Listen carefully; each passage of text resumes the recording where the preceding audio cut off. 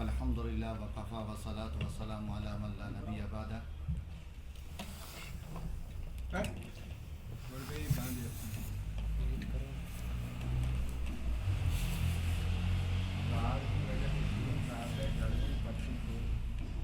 اس کو ٹائٹ کر دو. قال اللہ تبارک و تعالی فی القرآن المجید والفرقان الحمید. سائڈ پہ رکھ. اعوذ باللہ من الشیطان الرجیم. بسم اللہ الرحمن الرحیم.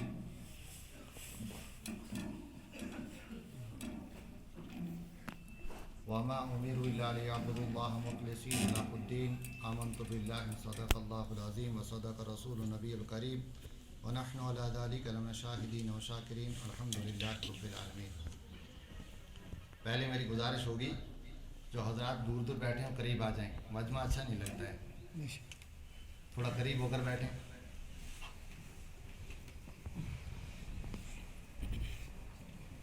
اور دوسری بات میں ایک بات میں فخر سے کہوں گا اور ایک بات میں بڑے افسوس سے کہوں گا.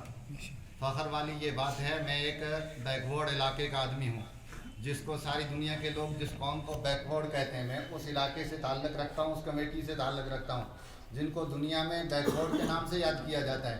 لیکن الحمدللہ میں فخر سے یہ بات کہتا ہوں, اگر میری مسجد کے اندر اس طریقے کا اعلان ہوتا کہ مہمان رسول ہیں, بلکہ عالم کا اعلان کر کے دیکھتا ہوں, مہمان رسول کا اعلان ابھی تک نہیں کیا, اگر مہمان رسول ہے میری مسجد کے اندر تو واللہ میں کہتا ہوں عورتوں کے لیے بھی جگہ بنانی پڑے گی, مردوں کی تو بات ہی نہیں. لیکن افسوس سے یہ بات کہہ رہا ہوں کہ یہ ایک فارورڈ علاقہ ہے اور ایجوکیٹ گاؤں ہے, یہ ایسا ان پڑھ گاؤں نہیں ہے. لیکن مجھے مسجد خالی نظر آ رہی ہے اور دکانیں بھری ہوئی نظر آ رہی ہیں. یہ بات میں افسوس سے کہہ رہا ہوں. تو میرے بھائیو بزرگوں دوستوں, وقت بہت کم ہے, باتیں بہت سی اللہ رب العزت نے عطا فرمائی, لیکن وقت بڑا کم ہے. تو میں انہی چند الفاظ کے اندر آپ نے جو جن مہمان رسول کے لیے بلایا گیا, ان مہمان رسول کی قدر و قیمت نہیں ہے.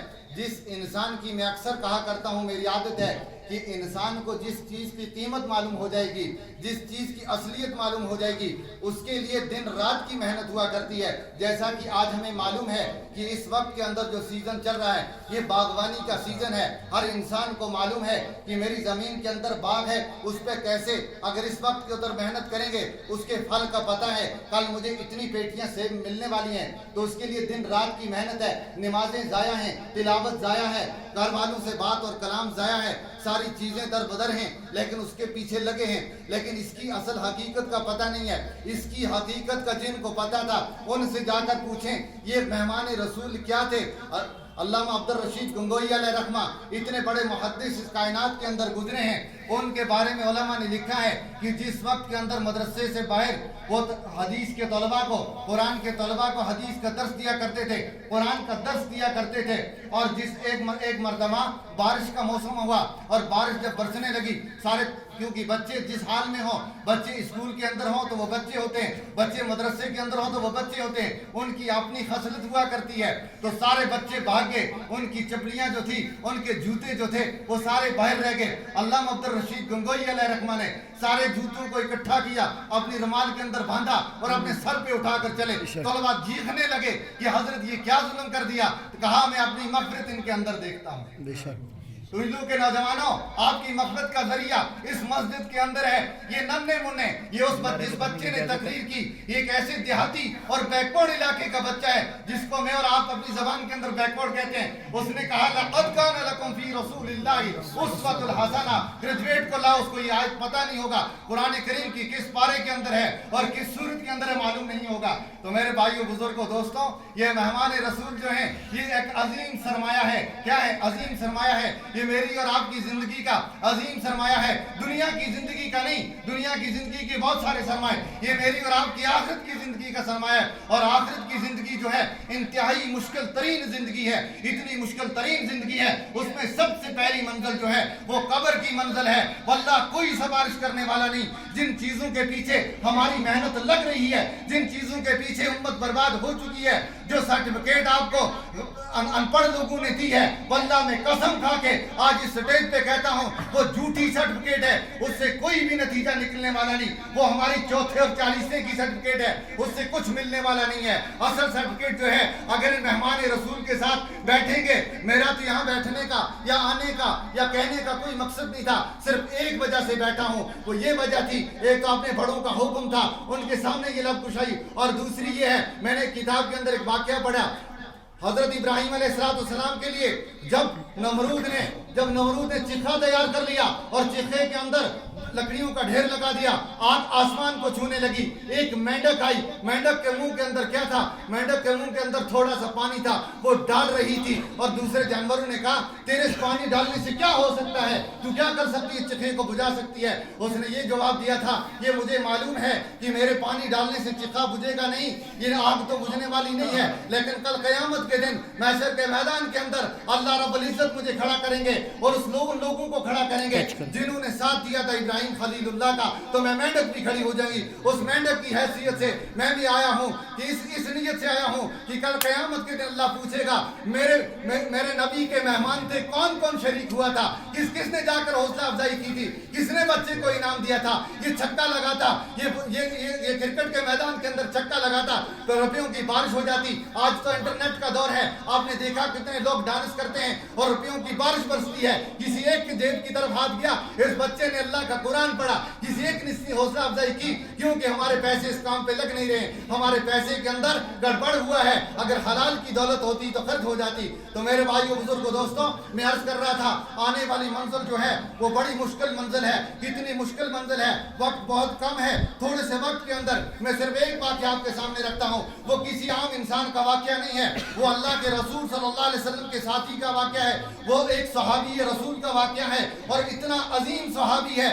دیکھ لیجئے وہ منزل جس منزل کے اندر کوئی کام آنے والا نہیں، یہی طالب علم کام آئیں گے، یہی مغفرت کا ذریعہ بنیں گے۔ تو حضور علیہ السلام کے زمانے کے اندر خود نبی علیہ السلام موجود تھے، حضرت سعد بن معاذ رضی اللہ تعالیٰ عنہ صحابی کا انتقال ہوتا ہے۔ کس کا انتقال ہوتا ہے؟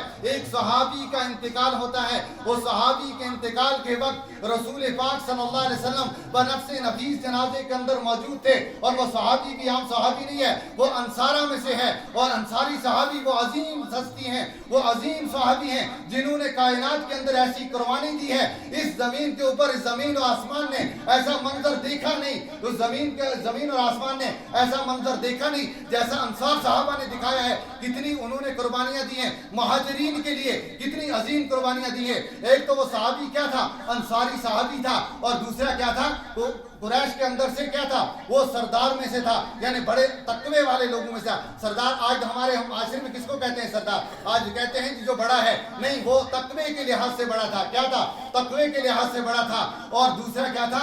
انصاری صحابی تھا۔ اور تیسری صفت کیا تھی؟ رسول پاک صلی اللہ علیہ وسلم نے بنفس نفیس اس کا جنازہ خود پڑھا تھا۔ اور چوتھی صفت کیا تھی کہ آسمان سے 70,000 فرشتے حضرت سعد بن معاذ رضی اللہ تعالیٰ عنہ کے جنازے میں شریک ہوئے۔ یہ 5 صفتوں کا مالک صحابی تھا، لیکن جب قبر کے اندر دفن کیا اور دفن کرنے کے بعد قبر کو بند کر دیا، اور بند کرنے کے بعد رسول پاک صلی اللہ علیہ وسلم تھوڑے ایک قدم پیچھے چلے تو پھر واپس قبر کی طرف چلے اور کہنے لگے اللہ اکبر اللہ اکبر اللہ اکبر۔ صحابہ نے پوچھا، شاید کیونکہ وہ دور ایسا تھا کہ نیا دین تھا، وحی نازل ہوا کرتی تھی، صحابہ نے پوچھا شاید مردے کے لیے قبر کو دفن کرنے کے بعد مردے کو کوئی اور حکم نازل ہوا، اس لیے رسول پاک صلی اللہ علیہ وسلم دوبارہ واپس لوٹ کے نبی علیہ السلام نے فرمایا نہیں، کوئی نیا حکم نازل نہیں ہوا، بلکہ کیا ہوا؟ اس صحابی کو قبر نے دبوچ لیا۔ تو میرے بھائیو بزرگوں دوستوں، اس زندگی کو بنانے کے لیے یہ دنیا کی چند گھڑیاں جو ہیں، یہ لمحات جو ہیں اس مسجد کے اندر، یہی لمحات اس مشکل گھڑی کے اندر کام آنے والے ہیں، ان کو یوں ہی بیکار گزار دیا۔ کتنے نوجوان ہیں، کتنے بستی کے لوگ ہیں جنہوں نے آج ایک ہفتے سے یہ اعلان سنا تھا، لیکن اس کے باوجود میرا تو ارادہ یہ تھا، میرے ذہن کے اندر تو یہ بات تھی شاید مسجد کے اندر جگہ نہیں ملے گی، لیکن کون؟ یہاں تو کرکٹ کا میدان نہیں تھا، یہاں مہمان رسول تھے۔ تو میرے بھائیو بزرگوں دوستوں، یہی ہماری نجات کا ذریعہ ہے، ان کی قدر نہیں کریں گے۔ اللہ جب چاہتا ہے، اللہ جو یہ نعمت عطا کرتا ہے، اللہ جیسے عطا کرنا جانتا ہے ایسا لینا بھی جانتا ہے۔ یہ نعمت اس مدرسہ جو ہے، یہ عظیم نعمت جو ہے اسی گاؤں کو نصیب ہوئی ہے۔ بڑے بڑے گاؤں ہیں جو ہر اعتبار سے بڑے ہیں، وہ دنیا کے اعتبار سے بڑے ہیں، وہ علم کے اعتبار سے بڑے ہیں، وہ عقل کے اعتبار سے بڑے ہیں، وہ دنیا کی ساری فیسلٹیوں سے بڑے ہیں، لیکن یہ نعمت حاصل نہیں ہو سکی۔ اگر اس کی قدر نہ کی جائے گی، اللہ ایسا نظام چلائے گا، اللہ ایسا نظام